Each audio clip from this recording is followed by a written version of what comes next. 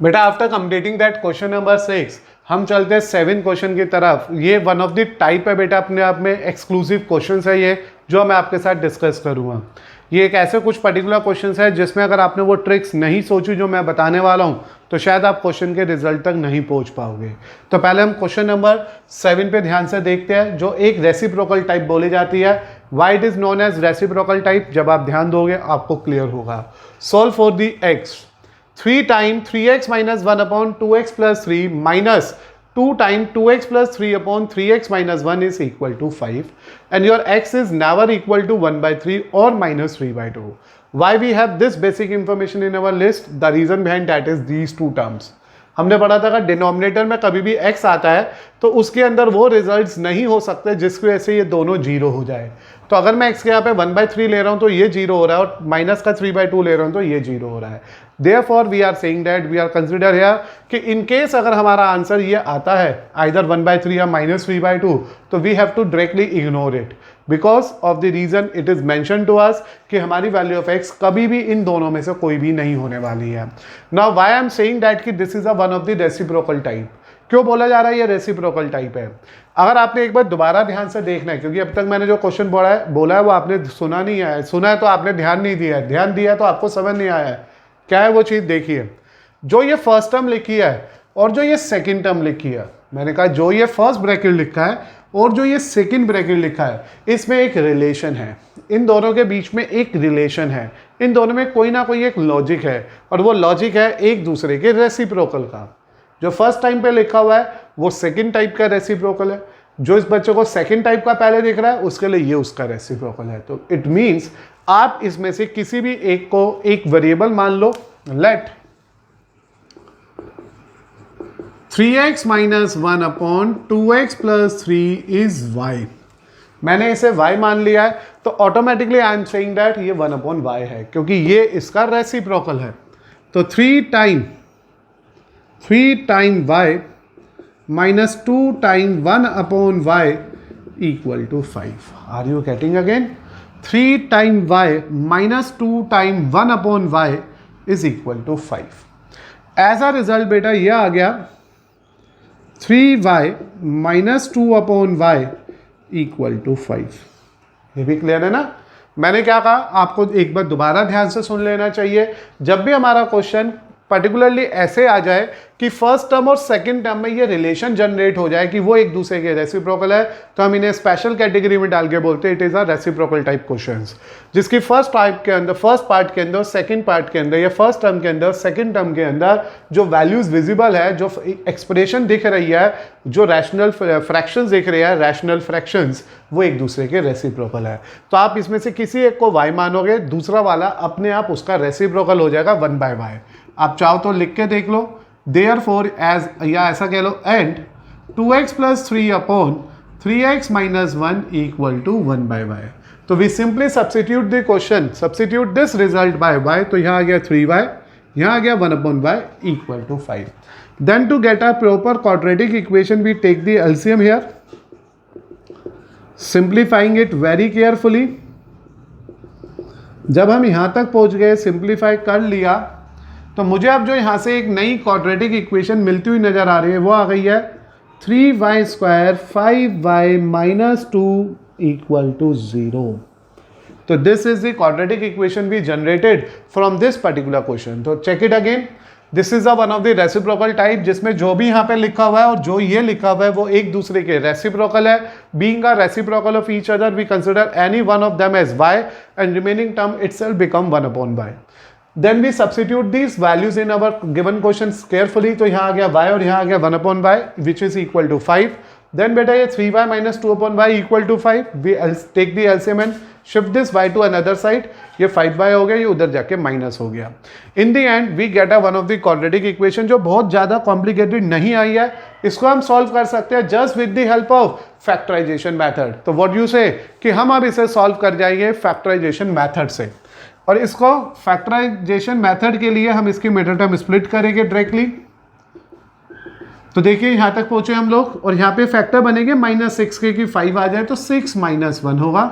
3y square minus 6y plus y minus 2 equal to 0।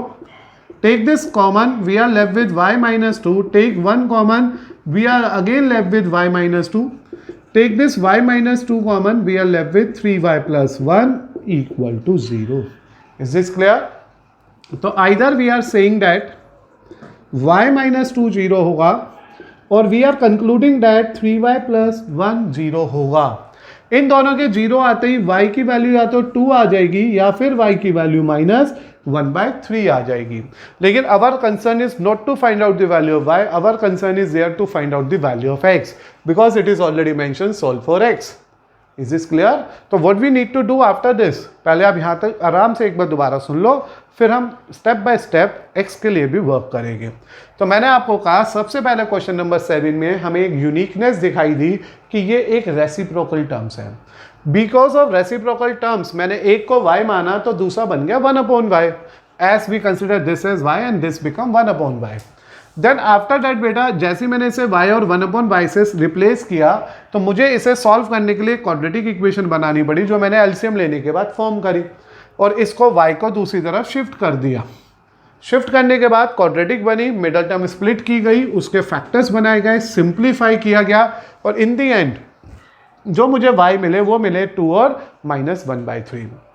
Remember that this is the value of y and we have to go for x. After having the y, now beta, we know that, what we know that 3x minus 1 upon 2x plus 3 y है. यहाँ पे हमने माना था 3x minus 1 upon 2x plus 3 y है. तो अगर ये y है तो we are saying 3x minus 1 upon 2x plus 3 and what is the value of y? y is finally beta either 2 or we are saying 3x minus 1 upon 2x plus 3 equal to minus का 1/3. क्योंकि we have two different choices of y जो हम लोगों ने factor बनाने के बाद निकाली. तो ये हमने कहीं पे माना हुआ था तो मैंने उसमें y की जगह एक बार 2 रख दिया, एक बार 1/3 रख दिया नेगेटिव. यहाँ से क्रॉस मल्टीप्लाई करते हैं, हम इसे सिंप्लीफाई करते हैं. उसके बाद इसका जो फाइनल रिजल्ट आने वाला है, एक तरफ तो आ गया है मेरे पास -7, दूसरी तरफ से जो मेरे पास रिजल्ट आएगा वो आएगा 9x minus 3 minus 2x minus 3, 11x equal to 0 और x आ गया है 0. तो these are the two possible values we get from our question number 7 जिसमें हम लोगों ने स्पेशल कैटेगरी के क्वेश्चन को कंसिडर किया. It is the one of the question of reciprocal type. हमने क्या किया इसके अंदर, पहली टर्म में एक फैक्टर को, एक टर्म को y माना, दूसरी टर्म अपने आप 1/y हो गई. we take the LCM, we go for simplification, we get a quadratic equation, then we use it and simplifying it by the help of just by the help of middle term splitting, that means factorization, we try to find out the values of y. After getting that two different values of y, we put that value one by one in our given supposing term and try to find out the values of x. और जब मैंने इनकी cross multiply करी, इन्हें solve किया, simplify किया, in the end we are getting two different options of x. one is -7 and other is 0. One more thing बेटा जो आपने यहाँ से सीखी कि जैसे ये जो x और y दोनों वैल्यूज आई उसमें से none of the values from this part, तो मुझे कोई भी वैल्यू निगलेक्ट नहीं करनी, मेरी दोनों ही वैल्यू यहाँ पे 100% एक्सेप्टेबल है. Now beta we are moving to 8th question. It is again a very similar question like a 7th, or when you consider it again you will observe that it is also a reciprocal type question because जो ये first term लिखी है 4x minus 3 upon 2x plus 1 और जो ये second term लिखी है 2x plus 1 upon 4x minus 3, they are just reciprocal of each other. और as they are just reciprocal of each other, what we need to do, हमें इसमें से एक को y मान लेना चाहिए. तो मैंने यहाँ पे स्टार्ट करा और माना है let y equal to 4x minus 3 upon 2x plus 1.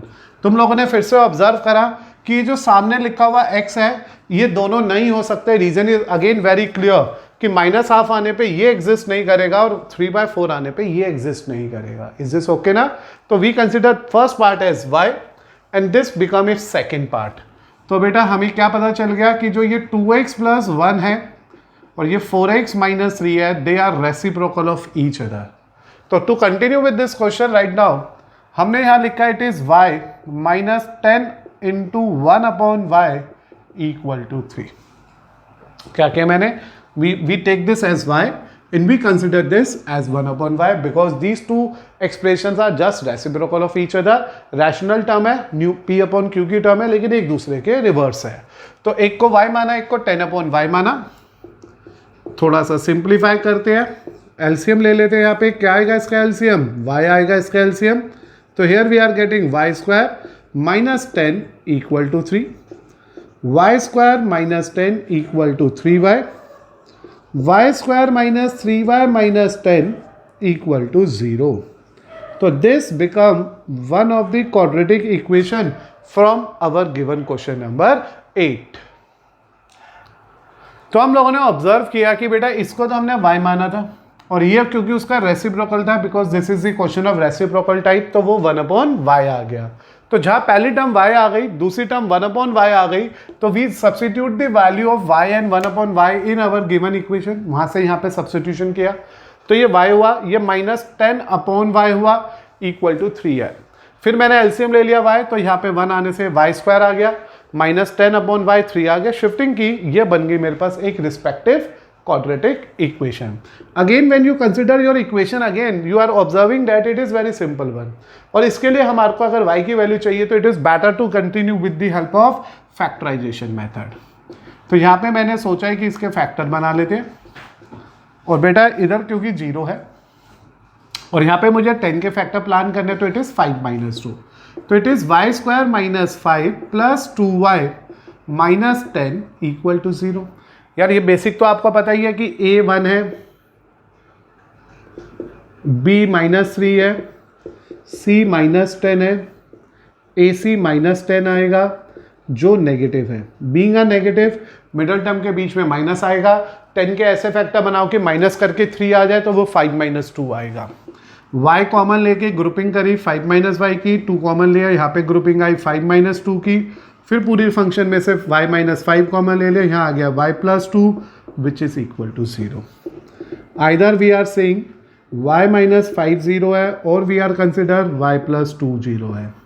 Either we are plan कि y 5 है और we can say that it is minus 2. In the end we conclude that again कि मुझे y की 2 चॉइस मिल गई है. नाउ क्योंकि मुझे तो x चाहिए, y is not our concern here, our concern is to find out the value of x. Concept सीख लिया आपने क्या चल रहा है? पहले y माना, y की 2 वैल्यूज निकाल ली. Now y is not our choice is to find out the value of x. तो उस x को निकालने के लिए मैं यहाँ पे वापिस पहुंचा और जिसे मैंने y माना था उसे यहाँ पे कंसिडर करा. एक बार 4x minus 3 upon 2x plus 1 को y की जगह पे 5 रख दिया और एक बार 4x minus 3 upon 2x plus 1 को माइनस 2 के इक्वल रख दिया. 1 अपॉन y के इक्वल रखोगे तब भी आंसर सेम आएगा, y के इक्वल रखोगे तब भी आंसर सेम आएगा.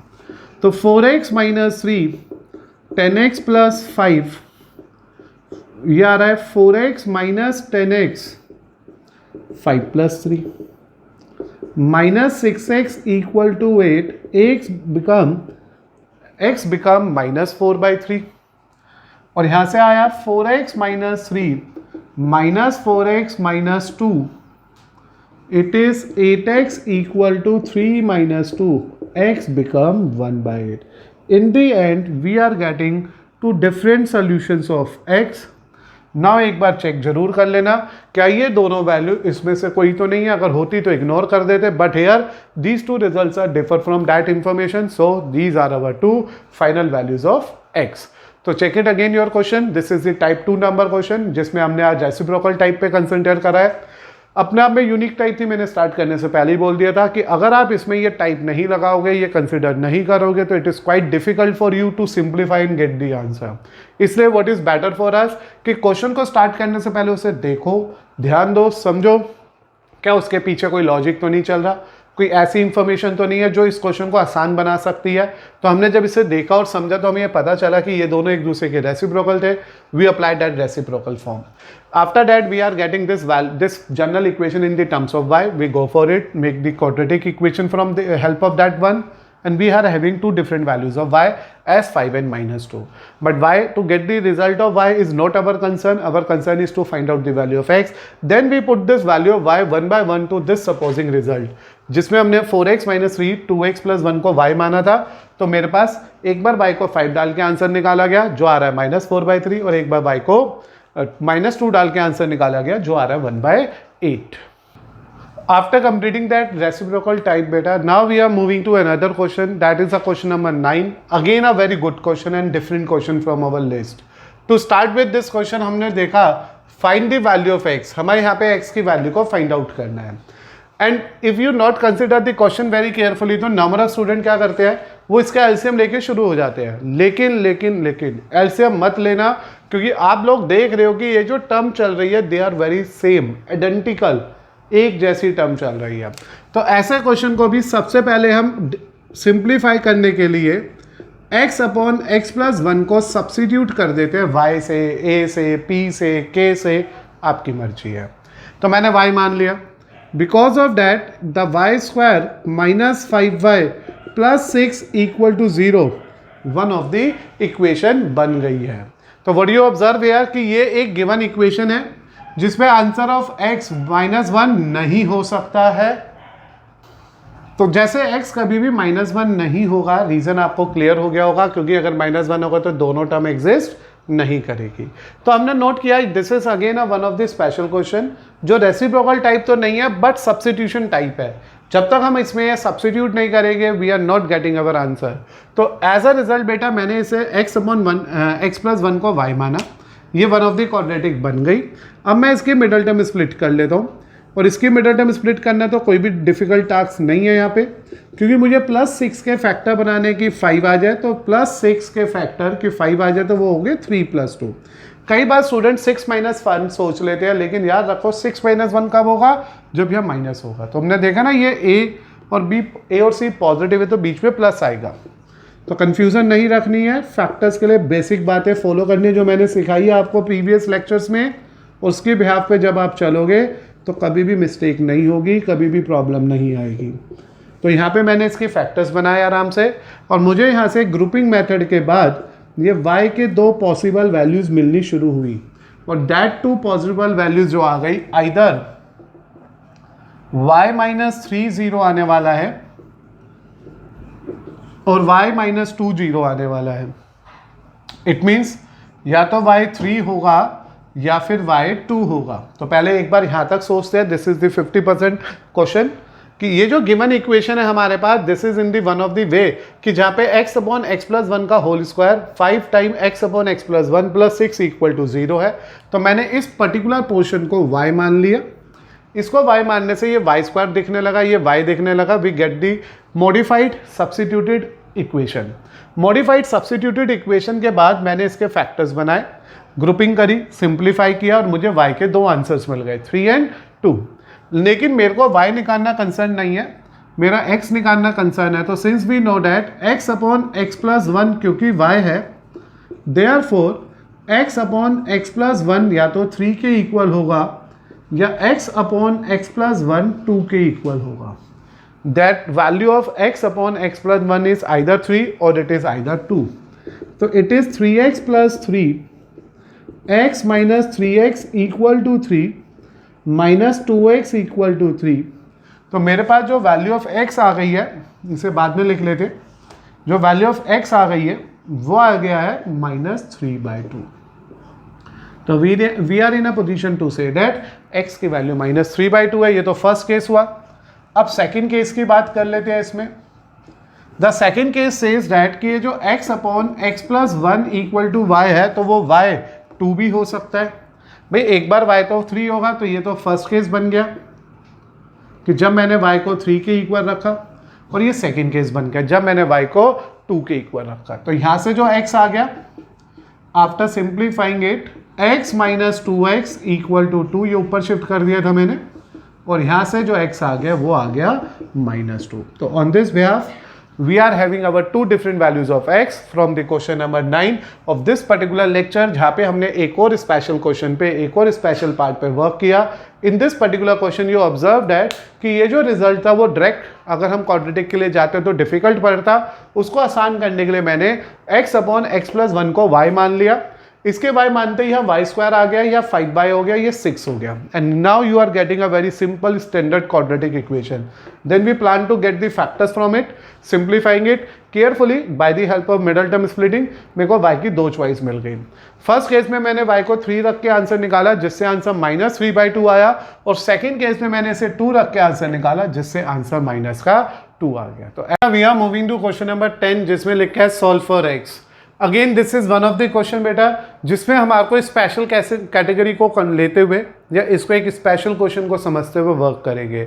अगेन नंबर ऑफ स्टूडेंट के पास एक कंफ्यूजन रह जाती है कि ये a प्लस बी प्लस सी का होल स्क्वायर खोल देते हैं, लेकिन ऐसा नहीं करना. क्वाड्रेटिक का कोई भी क्वेश्चन अगर देखने में टिपिकल लग रहा हो तो समझ लेना कहीं ना कहीं कोई सब्स्टिट्यूशन छुपी हुई है उसमें, और जो लॉजिक मैं पिछले 4-5 क्वेश्चन से सिखा रहा हूँ उसमें से ही कोई एक लॉजिक इसमें लगने वाला है. अगर ध्यान दे रहे हो आप अपने क्वेश्चन के अंदर तो जिसको मैंने हाईलाइट कर दिया है this is the repeated term. Check it again. X square plus 3x first term में भी है, सेकेंड टर्म में भी है. And here is the time to suppose this term as, इसको हम कुछ मान लेते हैं और मैंने आपके लिए इसे y मान लिया है. After taking this as y, it is y plus 2 का whole square 8y minus 4 equal to 0. Are you getting it ना? क्या कहा मैंने कि ये जो है ये स्पेशली इसके अंदर रिपीट हो रहा था और इसी की वजह से ये थोड़ा सा डिफिकल्ट अपीयर हो रहा था, तो मैंने इसे पहले y मान लिया. जैसे मैंने इसे y माना इस ब्लॉक को तो ये आ गया y प्लस 2 का whole square, this is 8y minus 4. Now what we need to consider, इसका स्क्वायर खोलना है. a square plus b square plus 2ab 8y minus 4 equal to 0. This is just because of the reason कि ये a plus b का whole square है. और क्या होता है a प्लस बी का whole square? a square plus b square plus 2ab. Here we get the reduction between 4 and 4 and we are just left with y square minus 4y equal to 0. Then because of this particular condition, ये तो इतना आसान हो गया कि इसके factors भी आराम से बनेंगे. Take that y common और we are left with this term. तो either you are saying that we are planning that y 0 होगा या y minus 4 0 होगा. तो इट मीन्स मेरे को यहाँ पे दो पॉसिबल वैल्यूज मिल गई है y की. कौन कौन सी? 0 या फिर 4. After having that two results of y, जैसे मेरे को y के दो रिजल्ट्स मिल गए, we are in a position to go for the value of x now. क्योंकि जब भी कभी सब्स्टिट्यूशन का क्वेश्चन आता है तो पहले हमेशा y निकाला जाता है, और जब y के रिजल्ट्स आ जाते हैं तो उसे कभी भी फाइनल आंसर नहीं माना जाता है, क्योंकि हमें y की वैल्यू नहीं चाहिए, हमें तो x की वैल्यू चाहिए. बिकॉज ऑफ दैट पहले मैंने जरूर y माना, जिससे कि जो कॉम्प्लिकेटेड पार्ट दिख रहा था, जो क्वेश्चन बहुत डिफिकल्ट सा नजर आ रहा था, ऐसा लग रहा था कि x का स्क्वायर करेंगे x की पावर 4 आ जाएगी, ऐसा कुछ नहीं हुआ. सिर्फ और सिर्फ मैंने इसको एलिमिनेट करके y मान लिया, सब्स्टिट्यूट करके y मान लिया, go for a simplification, y की दो वैल्यूज आई. तो पहला केस उठाया मैंने जब y 0 है और y का एक्चुअल में मतलब है x square plus 3x equal to 0 हो गया, क्योंकि y तो खुद ही इसकी इक्वल है. तो यहाँ से बेटा x कॉमन ले लिया, यहाँ आ गया x प्लस 3 इक्वल टू 0. जिस भी क्वाड्रेटिक इक्वेशन में कांस्टेंट यानी कि c नहीं होता है उसमें कोई मिडल टर्म स्प्लिट नहीं करनी होती, एज इट इज कॉमन ले लेते हैं. आप यहाँ भी देख सकते हो मैंने सीधा y कॉमन ले लिया क्योंकि सामने 0 था. Same here, either x is 0 और x प्लस 3 इज 0, और इस तरह से मुझे मेरे क्वेश्चन से यहाँ पे मिल गए दो रूट्स कि x 0 भी हो सकता है, x माइनस का 3 भी हो सकता है. अब मैं पहुँचूँगा इसी क्वेश्चन को कंटिन्यू करूँगा सेकेंड केस के लिए, और सेकेंड केस तब होगा जब हमारा y one of the another value होगी दैट इज 4. तो उसके लिए मैंने यहाँ पे y को 4 लिखा. तो therefore I am saying that या वी आर प्लानिंग दैट कि ये जो इक्वेशन है मेरे पास X square plus 3x equal to 4, X square plus 3x minus 4 equal to 0. You again observe that ये एक और नई क्वाड्रेटिक इक्वेशन बन गई है, और इस क्वाड्रेटिक इक्वेशन को सॉल्व करने के लिए मेरे पास फिर से दो यूनिक मेथड है. One is quadratic formula and second is factorization. Or as it is again clear from the given question that given information that it is very simple equation, it can be easily factorized here. तो हमें क्या करना चाहिए, factor बना लेने चाहिए. तो यहाँ पे बेटा माइनस आएगा तो बीच में माइनस हो गया, 4 के ऐसे फैक्टर की 3 दे दें तो ये 4 माइनस 1 हो गया. X square plus 4x minus x minus 4 equal to 0 हो गया. Take this x common, it is x plus 4. Take this minus 1 common, this is x plus 4. Take this x plus 4 common और यहाँ आ गया x minus 1 equal to 0. Are you getting it? तो मैंने इसके बाद देखा either x plus 4 equal to 0, तो x की वैल्यू आ गई माइनस 4 और x minus 1 equal to 0, x की वैल्यू आ गई 1. ऑन दिस बिहाफ मुझे यहां से मिल गए x के 2 आंसर्स. तो hence in the end we say that hence the roots of given equation is, क्या क्या रूट्स निकल गए, एक तो 0, -3, 1, -4. तो these are the 4 possible roots of this particular equation. तो चेक इट अगेन, बहुत आराम से और ध्यान से पूरा क्वेश्चन ध्यान से सीखना. अपने आप में यूनिक क्वेश्चन है और डिफरेंट मेथड से डिफरेंट सीन के साथ चल रहा है. आप लोगों ने नोट किया कि जिस क्वेश्चन को मुझे सॉल्व करना था उसमें ये जो टर्म है एक्स स्क्वायर प्लस 3x दोनों में रिपीटेड है और कॉम्प्लिकेटेड भी है. तो मैंने इसे पहले y मान लिया. y मानने के बाद ये रिजल्ट आ गया y प्लस 2 का होल स्क्वायर, ये आ गया माइनस का 8y, ये आ गया माइनस का 4 इक्वल टू 0. फिर y प्लस 2 का होल स्क्वायर एक्सपेंड कर लिया. क्या होता है expansion, a square b square plus का 2ab, फिर माइनस का 8y माइनस का 4, 4 से 4 कट गया, y square minus 4y equal to 0, y ले लिया कॉमन, 4y इक्वल टू 0. या तो y 0 आ गया या फिर y 4 आ गया. बट प्रीवियस 4-5 क्वेश्चन में हम सीखते आ रहे हैं कि जब भी सब्स्टिट्यूशन का क्वेश्चन होता है तो हमारे को सिर्फ y निकालना मोटिव नहीं होता है, x निकालना हमारा मोटिव होता है. उस वजह से मैंने यहाँ से देखा क्योंकि y की 2 चॉइस है तो मैंने एक बार y को 0 लिया, इसको इसके साथ कंपेयर किया, मुझे एक और इक्वेशन मिल गई in a degree 2 as a quadratic equation. उसे फर्दर फैक्टर्स बनाए, सॉल्व किया, आंसर आ गया 0 -3. फिर मैंने दूसरा कंडीशन ली, जब y की वैल्यू 4 आई थी मैंने उसे 4 से इक्वेट करा, सिंप्लीफाई किया, एक और नई क्वाड्रेटिक इक्वेशन मिल गई जिसे मैंने फैक्टर्स बनाए क्योंकि -4 के फैक्टर से 3 आ जाए तो मेरे को फैक्टर मिले और मेरे पास x के फिर से एक आराम से मिडिल टर्म स्प्लिट होते होते ये 2 फैक्टर्स आ गए, x plus 4 x minus 1 equal to 0. इन दोनों को 1 बाय 1 0 से कंपेयर किया, मेरे पास आ गए -4 0 2 आंसर्स, 0 -3 अनदर 2 आंसर्स. तो इन टोटल आंसर आ गए 4. Now the point is that कोई भी क्वाड्रेटिक इक्वेशन 4 आंसर कैसे दे रही है. हमने तो बिल्कुल स्टार्टिंग से पढ़ते आ रहे हैं कि किसी भी क्वाड्रेटिक इक्वेशन में एटमोस्ट 2 रूट्स होते हैं. एटमोस्ट से क्या मतलब है, ज़्यादा से ज़्यादा 2 रूट्स होते हैं. 2 से ज़्यादा रूट्स नहीं दे सकता कोई भी क्वाड्रेटिक. बट बेटा अगर आप ध्यान से देखोगे, आप अगर इसको केयरफुली ऑब्जर्व करोगे तो it is not a standard quadratic equation. ये स्टैंडर्ड क्वाड्रेटिक इक्वेशन नहीं है, हमने उसे मॉडिफाइड करके क्वाड्रेटिक बनाया है. अगर आप ऐसा भी नहीं सोच पा रहे तो ऐसा सोचो, जब कोई x स्क्वायर का स्क्वायर करेगा तो x की पावर 4 आ जाएगी और x की पावर 4 आते ही ये क्वाड्रेटिक नहीं बनेगी, ये बाय क्वाड्रेटिक बन जाएगी. क्या बनेगी ये, बाय क्वाड्रेटिक. और being a by quadratic equation, by quadratic equation का मतलब होता है एक ऐसी इक्वेशन जिसकी डिग्री 4 है, जिसकी डिग्री 4 है. और जिसकी डिग्री 4 होती है बेटा उसके रूट्स एटमोस्ट 4 आते हैं.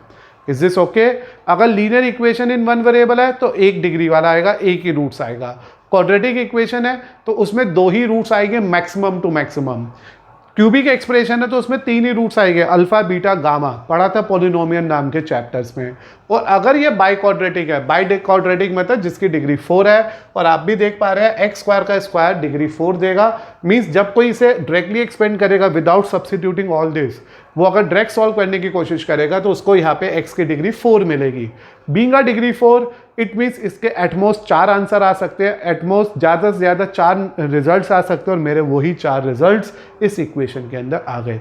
तो इट केस अगर आपको ये डाउट आया था कि क्वाड्रेटिक के रूट्स 2 से ज़्यादा कैसे आ गए, तो मैंने कोशिश की कि मैं आपको ये छोटा सा बेसिक बता दूं जिससे आपको ये आइडिया लग जाएगा कि इसके आंसर 4 आ सकते थे. तो फ्रॉम दिस पॉइंट बेटा मैं इस लेक्चर को यहीं पर ही ओवर करता हूँ। अगले लेक्चर्स में और ऐसे बहुत सारे इंटरेस्टिंग क्वेश्चंस, ऐसे इंटरेस्टिंग टाइप हमारी क्वाड्रेटिक में है, हम उनको फॉलो करेंगे। टिल तब तक आप इसे ध्यान से सीखो और ध्यान रखो।